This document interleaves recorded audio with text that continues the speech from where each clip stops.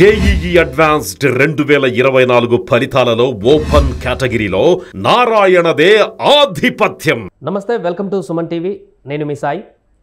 ఆంధ్రప్రదేశ్లో కూటమి ప్రభుత్వం ఏర్పడిన తర్వాత ముఖ్యమంత్రిగా చంద్రబాబు నాయుడు చేసినటువంటి సంతకాలలో 5 ల్యాండ్ టైటిలింగ్ యాక్ట్ రద్దు కూడా ఒక ప్రధానంగా ఉంది. సో ల్యాండ్ టైటిలింగ్ యాక్ట్ రద్దు అనేది ఇప్పుడు ప్రస్తుతం చర్చనీయాంశంగా మారింది. పూర్తిగా చట్టం రద్దు అవబోతుంది. దీనికి సంబంధించి ఎన్నికలకు ముందు కొంత ప్రచారం జరిగిన విషయాన్ని చూసాం. అంతకుముందు అడ్వకేట్స్ కూడా దీనిపైన నిరసనలు తెలపడం, ఆందోళనలు చేయడం, హైకోర్టులో పిలిచివేయడం, రకరకాలుగా ఆందోళనలు కొనసాగినటువంటి సందర్భంలో ఈ యాక్ట్ అనేది ప్రమాదకరం అంటూ విస్తృత ప్రచారం కూడా మిగతా పక్షాలు కూడా చేయడం జరిగింది. ఎట్టకేలకైతే దీన్ని రద్దు చేస్తూ చంద్రబాబు నిర్ణయం తీసుకున్నారు. దానికి సంబంధించి సంతకం కూడా చేశారు. ఇది ఎన్ని రోజుల్లో ఇంప్లిమెంట్ అవుతుంది, అసలు ఈ చట్టంలో ఉన్నటువంటి లొసుగులేంటి, ఈ చట్టం రద్దు అవ్వడం పట్ల ఇప్పుడు తాజాగా మారేటువంటి సమీకరణాలు ఏంటి, దీనికి సంబంధించి మనం మాట్లాడుతూ మనతో పాటు కాకర చంద్రశేఖర్ గారు ఉన్నారు, ప్రముఖ హైకోర్టు అడ్వకేట్. ఆ వారు కూడా దీనికి సంబంధించి రద్దు కోరుతూ పిటిషన్ కూడా వేయడం జరిగింది. చంద్రశేఖర్ గారు నమస్తే అండి. నమస్తే సార్. నమస్తే సార్. చంద్రశేఖర్ గారు, సో మొత్తానికి మీరు వేసినటువంటి పిటిషన్లు కానీ న్యాయవాదులు చేసినటువంటి ఆందోళన కాదు ఈరోజు ఫలించినట్టుగా కనపడుతుంది. పూర్తిగా రద్దు చేస్తూ చంద్రబాబు ఒక నిర్ణయాన్ని తీసుకున్నారు. ఎట్లా స్వాగతిస్తున్నారు దీన్ని మీ అడ్వకేట్స్ అందరూ కూడా? ముఖ్యంగా ఈరోజు ఈ ల్యాండ్ టైటిలింగ్ యాక్ట్ ఏదైతే జగన్ గారి ప్రభుత్వంలో ఏపీ ల్యాండ్ టైటిలింగ్ యాక్ట్ అని ఏదైతే ఇది ఏపీ ల్యాండ్ టైటిలింగ్ యాక్ట్ అని ఏదైతే ప్రవేశపెట్టబడిందో, యాక్ట్ 27/2023 రద్దు అవడాన్ని మేము యాజ్ అన్ హైకోర్టు న్యాయవాదుల సంఘం తరఫున కానీ, హైకోర్టు మొత్తం మీద కానీ, ముఖ్యంగా ప్రతి చోట కానీ, ప్రతి అడ్వకేట్స్ అందరి తరఫున కూడా డెఫినెట్ గా మేము అందరు దీన్ని ప్రజా సంఘాలు కూడా చాలా కష్టపడ్డాయండి. ముఖ్యంగా ప్రతి అడ్వకేట్ కూడా ఆంధ్రప్రదేశ్ లోని ప్రతి కోర్టులోని ప్రతి బార్ అసోసియేషన్ లో అడ్వకేట్ కూడా ముఖ్యంగా నా శుభాభినందనలు నేను తెలియజేస్తున్నానండి. ముఖ్యంగా మనం ఇక్కడ చూసుకున్నట్టయితే ముఖ్యంగా ఈ ఆంధ్రప్రదేశ్ ల్యాండ్ టైటిలింగ్ యాక్ట్ 2022 ప్రప్రథమంగా భారతదేశంలోనే ప్రప్రథమంగా దీన్ని తీసుకురావడం జరిగిందండి. యాక్చువల్ గా ఈ చట్టం యొక్క ఆవశ్యకత గురించి ఫస్ట్ నేను చెప్పదలుచుకున్నానండి. మనకు యాక్చువల్ మీరు కరెక్ట్ గా చూసుకున్నట్టయితే నీతి ఆయోగ్ ఒక మీటింగ్ పెట్టిందండి. నీతి ఆయోగ్ 10/10/2019లో వరల్డ్ బ్యాంక్ బిజినెస్ సర్వే చేసినప్పుడు అందులో 66% ఆఫ్ సివిల్ కేసెస్ ఏవైతే భూ వివాదాలు సంబంధించిన కేసులు ఏవైతే ఉన్నాయో అవి 4 ఏళ్లకు పైబడిగా సబార్డినేట్ కోర్ట్స్ అంటారండి. వాటిని మనం ట్రయల్ కోర్ట్స్ అంటాము. So trial courts, subordinate courts అని కూడా అంటాము. సో ఈ సబార్డినేట్ కోర్ట్, ట్రయల్ కోర్ట్స్ లో 4 సంవత్సరాలు పైబడి జరుగుతుంది కాబట్టి సో భూ లావాదేవీలు అనేది ప్రపంచ ఆర్థిక సూచిక అని ఉంటుందండి. World index, economic index, world economic index లో మన ఇండియా అనేది మన ఇండియా ర్యాంక్ ముఖ్యంగా 163కి ఉండడం వల్ల అప్పట్లో ఉన్న మేధావులు కమిటీ, మొత్తం నీతి ఆయోగ్ లో ఒక కమిటీ వేయడం జరిగిందండి.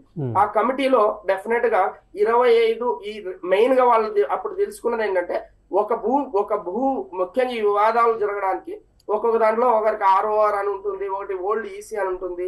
ROR అంటే రైట్ ఆఫ్ రికార్డ్స్ అంటారండి మనకు దాన్ని. ఈసీ ఎంక్వైరీ సర్టిఫికేట్ లో ఓల్డ్ ఈసీ ఉంటుంది, 1B ఉంటుంది, అడంగల్ ఉంటుంది, ఇలా రకరకాలుగా 10(1)A అంటారు దీన్ని. సో ఈ విధంగా రకరకాల రికార్డ్స్ అంటే మన బ్రిటిష్ చట్టం నుంచి, అంటే మీరు అప్పటి నుంచి బ్రిటిష్ కాలం నుంచి కూడా రికార్డ్స్ పొందుపరచడం జరిగింది. ఇలా వేరే రికార్డ్స్ ని స్ట్రీమ్ లైన్ రికార్డ్ చేసుకోవడానికి కోసం ఒక ముసాయిదా చట్టం చేయండి, 25/11/2019లో ఒక ముసాయిదా చట్టం చేయమని కేంద్ర ప్రభుత్వం నీతి ఆయోగ్ మీటింగ్ లో నీతి ఆయోగ్ వాళ్ళ తరఫున చేయడం జరిగింది. కేవలం పెండింగ్ లో కేసులు పెరిగిపోతున్నాయి భూ లావాదేవీలకు సంబంధించి కోర్టులలో అనేటువంటి అంశానికి సంబంధించి ఈ సజెషన్ ఇచ్చారంటారు. ఎస్, కంపల్సరీ అండి. ఈ సజెషన్ ఇచ్చిన తర్వాత ఒక మోడల్ చట్టాన్ని తీసుకురమ్మంటే అప్పుడు ఒక అంత మేధావులు కానీ ఆ కమిటీలో ఉన్న వాళ్ళందరూ కూడా ఒక మోడల్ చట్టాన్ని దాన్ని తీసుకురావడం జరిగిందండి. కానీ ఆ మోడల్ చట్టాన్ని ఆంధ్రప్రదేశ్ ప్రభుత్వం తీసుకుని, కానీ ఒక చట్టం రావడానికి చాలా ఎక్సర్సైజ్ చేయాలండి. ఇక్కడ ముఖ్యంగా మా దృష్టిలో ఈ చట్టం చాలా మంది అండి మా హైకోర్టులో చాలా మంది పిలిచేశారు. చాలా అడ్వకేట్స్ లైక్ ALU గానీ IAL గానీ. ఈ చట్టానికి సంబంధించి 2 అంశాలు ఉన్నాయి. ఒకటేమో భూ హక్కుదారులు వాళ్ళ యొక్క సొంత హక్కును కోల్పోవడానికి ఆస్కారం ఉంటుందనేటువంటి ఒక అంశం అయితే, అది రైతులు కానీ భూ ఉన్నటువంటి వ్యక్తులు కానీ ఆందోళన చేశారు. న్యాయవాదులు ఆందోళన చేయడానికి కారణం ఏంటి అంటే, కోర్టుకి కేసులు రాకపోవడం కారణంగా తమకు ఉపాధి అందకపోతుందనేటువంటి ఉద్దేశంతో ఆందోళన చేశారా? మీ ఇంటెన్షన్ ఏంటన్నట్టు? ముఖ్యంగా ఇది చాలా తప్పండి. యాక్చువల్గా ఏదైతే అనుకుంటున్నారో జనాలు, ఏదైతే అనుకుంటున్నారో ప్రతి అడ్వకేట్ కూడా ప్రజల్లో అవేర్నెస్ తీసుకురావాలనే వర్క్ చేశారు కానీ అక్కడ ఏముంటుందండి ముఖ్యంగా వాట్ ఈస్ ద ఇక్కడ that's what I want to say what is the bar of this thing. మీరు ఈ యాక్ట్ లో మీరు చూస్తే సెక్షన్ 38 అని మీరు చూసినట్టయితే ఈ యాక్ట్ లో సెక్షన్ 38 నేను చదివి వినిపిస్తండి. Bar jurisdiction of civil courts లో ఈ సెక్షన్ 38 లో no civil court shall have the jurisdiction to entertain any proceedings in respect of any matter in which title registration and land titling appellate officer appointed under this act are empowered by no civil court shall have the jurisdiction అని clear గా చెప్పడం జరిగింది. అంటే దీని ఉద్దేశం ఎప్పుడైతే civil courts కి ఈ వివాదాలు ముఖ్యంగా అండి మనం చూస్తూనే ఉంటాం ఒక ఎంఆర్ఓ దగ్గర నుంచి విఆర్ఓ దగ్గర నుంచి వాళ్ళు భూ అప్పటి నుంచి మనం పాత రికార్డ్స్ కూడా చూసుకుంటే కొన్ని వందల సమస్యలు ముఖ్యంగా ఎంఆర్ఓ ఆఫీసుల్లోనే మనం చూస్తూ ఉంటాం. అక్కడ ఎన్నో తప్పులు జరుగుతాయండి. ముఖ్యంగా అక్కడ పొలిటికల్ ఫోర్సెస్ ఉంటాయి. ఆ పొలిటికల్ వాళ్ళు ఎవరు చెప్తే వాళ్ళు ఆ బుక్కులు ఎక్కియటం. సో ఇలా చాలా పాస్ బుక్లు ఎన్నో మనకు ఏపీ ల్యాండ్ టైటిలింగ్ యాక్ట్ లోనే కొన్ని వేల కేసులు ఐ మీన్ లైక్ ఏపీ పట్టాదారు పాస్బుక్ యాక్ట్ ఉందండి, అది కూడా 1971లో తేవడం జరిగింది. కానీ కోర్టులోకి వెళ్ళినా కూడా అదే పరిస్థితి కదా. ఇప్పుడు దశాబ్దాల కాలంగా పెండింగ్ లో ఉన్నటువంటి కేసులు కూడా ఉన్నాయి.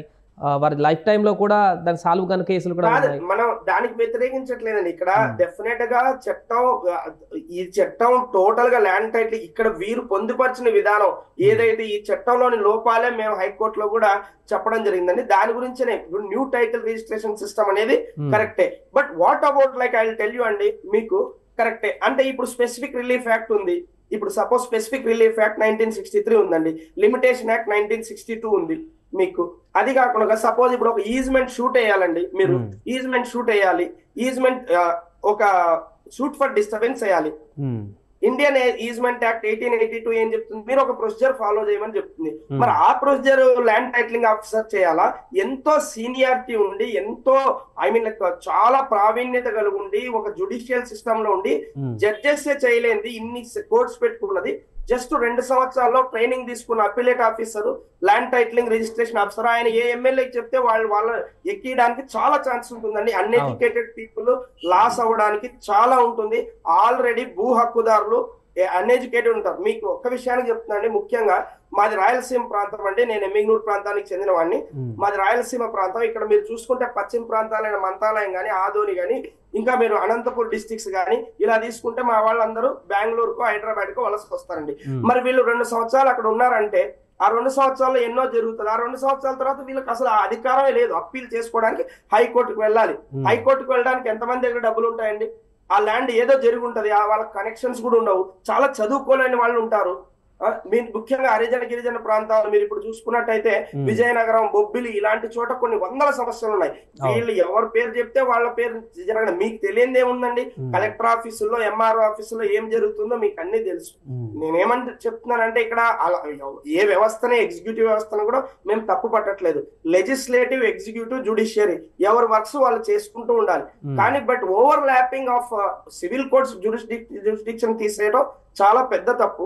ఒకవేళ అలా చేసి ఉంటే 2 సంవత్సరాల వరకు అసలు ఏం నాలెడ్జ్ లేని టైటిల్ రిజిస్ట్రేషన్ ఆఫీసర్ కి, కొత్తగా ఉన్న రిజిస్ట్రేషన్ ఆఫీసర్ కి ఆల్రెడీ నేను ఈ క్వశ్చన్ కూడా మీకు వేయదలుచుకున్నాను. ఐ మీన్ లైక్ ప్రజాస్వామ్యవాదిగా ఒక అడ్వకేట్ గా.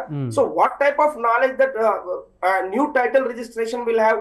వాళ్ళకి ఎంత ట్రైనింగ్, ఆల్రెడీ ఇంత ట్రైనింగ్ ఉండి ఇంత జ్యుడిషియల్ సిస్టమ్ లో ఇన్ని పకడ్బందీ చట్టాలుండి వీరే చేయలేంది 2 సంవత్సరాల్లో ఐ మీన్ లైక్ కొత్తగా ఏర్పడబోయే టైటిల్ రిజిస్ట్రేషన్ ఆఫీసర్ కి ఏం నాలెడ్జ్ ఉంటుందండి?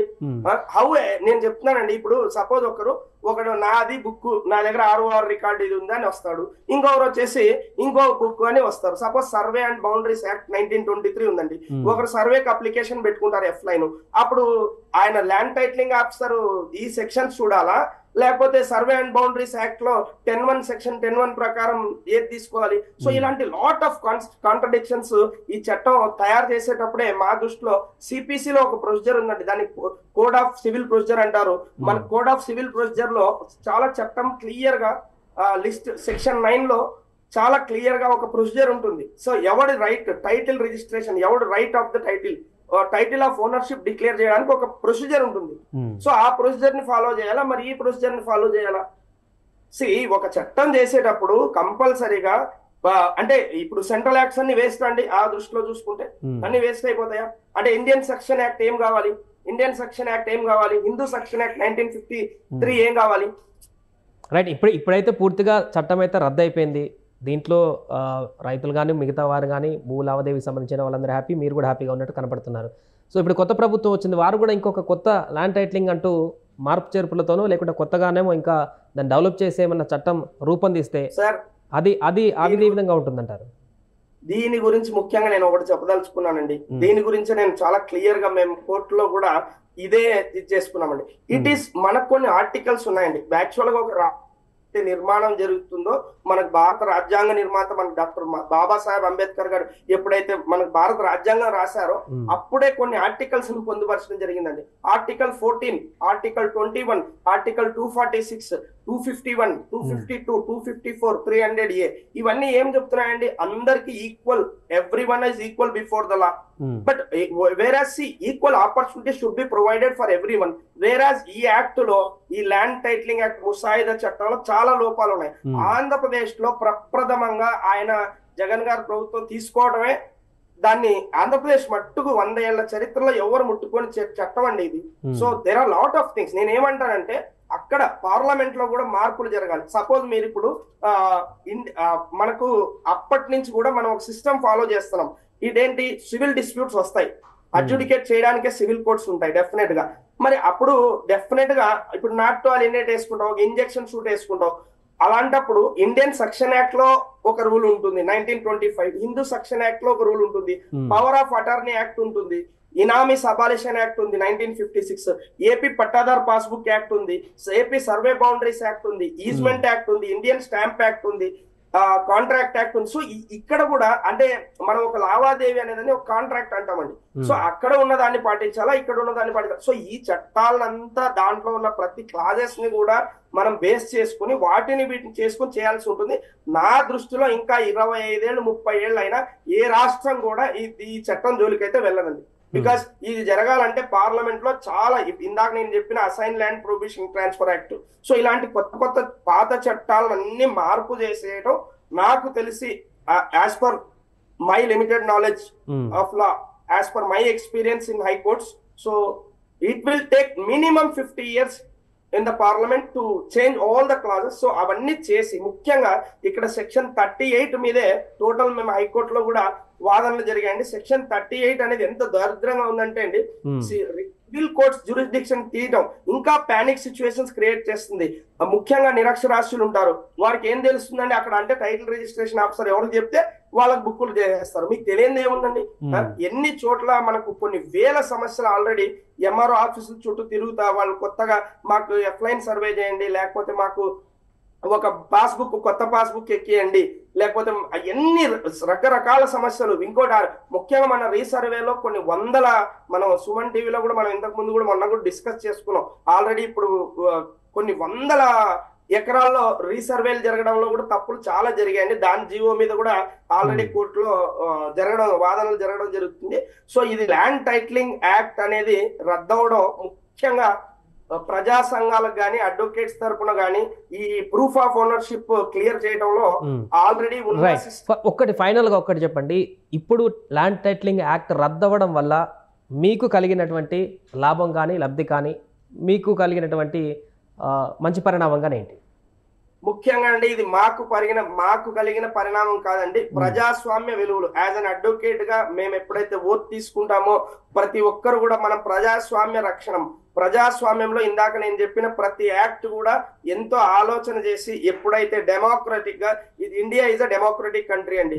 C some articles are there, some articles have been framed in the constitution just to bring the sovereignty in the country, not to disturb the rights of the people. So rights of the people to have some article 300A em cheptundandi, to have some, it is to have ఎవరికైనా ఒక property ఉండడం, it is their right, to have a property is their right. So ఇదంతా violations జరగడం వల్ల ఇది ప్రజా సంఘాలు కూడా పెద్ద ఎత్తున ఆందోళన చేయడం ఒక అడ్వకేట్స్ గా మేము ఒక్కడే సాధించిన విజయంగా నేను చెప్పదలుచుకోలేదండి. ఇది ప్రజల్లో కూడా ఆగ్రహావేశాలు తన్నుకుని వచ్చాయి. వాళ్ళ ఎక్కడ ఎంక్వైరీ ఎవరో ఇప్పటికే ఇన్ని చట్టాలు ఉంటేనే ఎంఆర్ఓ ఆఫీసుల్లో, కలెక్టర్ ఆఫీసుల్లో, ముఖ్యంగా ఆర్డీఓ ఆఫీసుల్లో కొంతమంది భూ ఆక్రమణదారులు వాళ్ళ లోపాలు చేసుకుంటూ ఎన్నో కొన్ని వందల ఎకరాలు కబ్జాలు జరిగిపోతా ఉన్నాయి. సో ఇలాంటి టైంలో మళ్ళీ ఇలాంటి కొత్త చట్టం వచ్చి అంటే ఎంతో ఎక్స్పీరియన్స్ ఉన్న సివిల్ కోర్ట్స్ కాకుండా కొత్త వాళ్ళకి ఇవ్వడం చాలా తప్పు అనేసి ప్రజలు కూడా భావించారని నేను అనుకుంటున్నానండి. ప్రతి అడ్వకేట్ సోదరులకు కూడా నా నమస్తే అండి. రైట్, థ్యాంక్ యూ చంద్రశేఖర్ గారు. సో మొత్తానికి ఇది ల్యాండ్ టైటిలింగ్ యాక్ట్ రద్దవడం పట్ల లాయర్స్ అందరూ కూడా, అడ్వకేట్స్ అందరూ కూడా హర్షం వ్యక్తం చేస్తున్నారు. ఎందుకంటే వారు కూడా నిరసనలు తెలపడం జరిగింది. ఆ సమయంలో అది అమలు అయినప్పుడు వారి నుంచి కూడా తీవ్రమైనటువంటి వ్యతిరేకత వ్యక్తమైంది. వారు కూడా హైకోర్టులో పిల్స్ వేయడం జరిగింది. వారి నిరసన కూడా చేపట్టడం జరిగింది. ఏదేమైనా కూడా కొత్త ప్రభుత్వంలో చంద్రబాబు దీనికి సంబంధించి రద్దుకు సంబంధించి నిర్ణయం తీసుకోవడం పట్ల అయితే వారు కూడా హర్షం వ్యక్తం చేస్తున్నారు. సుమన్ టీవీలో మీ పర్సనల్ అండ్ బిజినెస్ ప్రమోషన్స్ కోసం కింది నెంబర్కి కాంటాక్ట్ చేయండి.